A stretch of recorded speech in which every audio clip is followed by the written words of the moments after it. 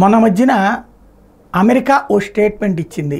ఏదైతే పన్నూన్ అనేటువంటి ఖలిస్తానీ తీవ్రవాదిని పట్టుకోవడం కోసం జరిగినటువంటి వ్యవహారం, ఏది వాడిని భారతదేశపు సంబంధించినటువంటి లేపేయాలనుకుంది అన్నటువంటిది. అది సీన్ కట్ చేస్తే సరే మనం తోసిపుచ్చాం. వాళ్ళేమో ఒక యాదవ్ గారి పేరు చెప్పారు, విక్రమ్ యాదవ్ అనేటువంటి అధికారి హైర్ కిల్లర్ని అసాసినేషన్ కోసం ప్లానింగ్కి తీసుకున్నాడని, అట్లాగే కెనడాలో నిజ్జర్ గారిని లేపేసినటువంటి సందర్భంలో అది భారతీయులేనని చెప్పడం, ఎస్ భారతీయులే కానీ వాళ్ళ గొడవలో నేను మేము ఎప్పుడు మీ దృష్టికి తెచ్చాం కదా అని మన ప్రభుత్వం చెప్పడం, అబ్బే లేదు మీరు రానే చేసిందని చెప్పి వాళ్ళు ఆరోపించడం, సాక్ష్యాలు చూపెట్టమని మన అడగడం, వాళ్ళ 3-4 భారతీయుల్ని అరెస్ట్ చేసి దానికి వాళ్లే భారత ప్రభుత్వం చేత చేయించారా లేదా అన్నటువంటి తెలుస్తామని చెప్పడం, ఇదంతా నడుస్తుంది. ఇవన్నిటి చూసిన తర్వాత పాకిస్తాన్ ఏమంది, అక్కడ 20 మందిని దాకా చంపేసింది భారతదేశానికి సంబంధించినటువంటి లేకపోతే మిలిటరీ ఇంటెలిజెన్స్ కలిసి అని చెప్పి అక్కడ ఉన్నటువంటి అజ్ఞాత వ్యక్తుల చేతిలో చనిపోతున్నటువంటి వాళ్ళకి కారణం అదేనంటూ అమెరికా కంప్లైంట్ కూడా చేసింది.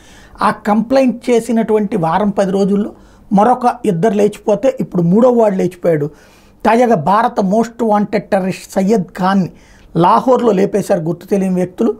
వరుసపెట్టి జరుగుతున్నటువంటి దఫా లాహోర్లో జరిగినటువంటి ఈ ఘటనతో పాకిస్తాన్లో హై అలర్ట్ లాంటిది ఏం లేదు, కానీ ఎలా కాపాడుకురావాలి తమ తీవ్రవాదుల్ని అనేటువంటి టెన్షన్ మాత్రం పుడుతోంది.